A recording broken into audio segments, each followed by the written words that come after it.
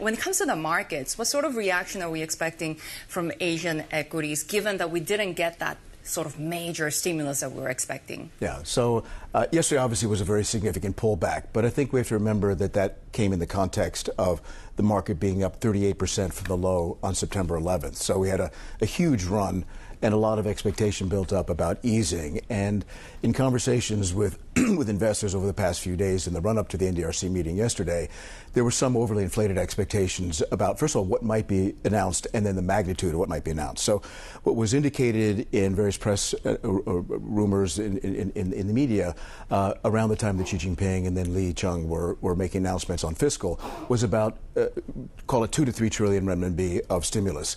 Expectations then inflated to up to 10 trillion, which was wildly overly optimistic. And so I think there were a number of, you might call them tourist investors, who were unaware that the NDRC meeting was never one that was going to have those sorts of announcements. We do have the finance ministry meeting coming up. We need to see the Ministry of Finance, which is where fiscal stuff would be announced, number one. And number two, it's the National People's Congress Standing Committee meeting end of this month or early in November, which will be when the official ratification of such policies would be announced. So those are the really two key events we need to look forward to. So I think what's happened is that the market was overly optimistic, overly inflated, momentum indicators super hot, and we had an outsized correction, but I think it's within the context of what should be expected. And within the context of you expecting up to 20% increased returns. Yeah, so to put some quick numbers on it, so we think that what's happened in terms of the announcement on policy support effectively takes out some of the downside risk to growth, and the market was pricing a lot of that. So to give the numbers, on September 11th, the Chinese offshore market was trading at 8.4 times forward price earnings ratio, very, very low. We think it's worth about 12. In the course of the rally, it got up to just shy of 11, and now we're back down to 10.8 as of last night's close. So we still have some, call it 1.5 multiple points we could expand, and as we go through time, some earnings growth, and you put those two things together, you get 15 to 20% without stretching the imagination. Tim, do you characterize this as a tactical rebound or more of a strategic, fundamental shifting in the way that we look at China? Is it too early to be able to make that call? So, Heidi, that's a great question. That's really the top of mind question that many investors have been asking us, so thank you for asking it as well.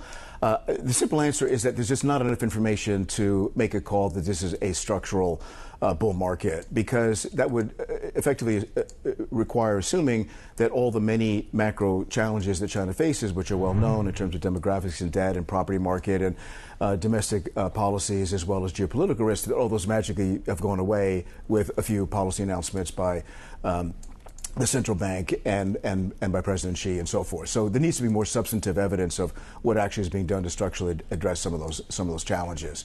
So I just don't think we have enough information to make that call. But the key thing we would say, if I could, is that if we look, say, for example, at the Japanese market history over 30 years, there was fundamental bearish conditions, but you had 7 rallies of 50 to 140% lasting 2 quarters to 2 years. So very tradable moves, even within a very negative fundamental environment. I'm not saying it's a perfect analog, but it's interesting historical evidence that even in a challenged environment, you can have moves that could be very consequential for investors. So we had a great chat up before looking at the CSI 300 momentum near the highest ever, right? Maybe we can get that back up again. I think that sort of goes to what you were talking about a little bit earlier. At this point, still riding the sort of tactical aspect of what we're seeing. How do you play China at this point? Where do you see kind of the biggest opportunities, given that we have had this run up now? So there are a number of areas. I'd say the one we just flagged in a report we put out yesterday would be the small and mid-cap China A shares. So the quick logic there is, number one, the market was closed for a week and only just reopened yesterday, but actually the people who just opened up new accounts, they can't trade until today. And in fact, we saw some hedge fund shifting from H shares to A shares yesterday in the record turnover volume in Hong Kong in order to get ahead of that theme. So when retail investors come back, typically they go for the smaller and mid caps. That's the clear characteristic of the Chinese A share market. So, for the higher octane part of the investment spectrum, I think that's the area to look at, the smaller and mid caps in the A shares.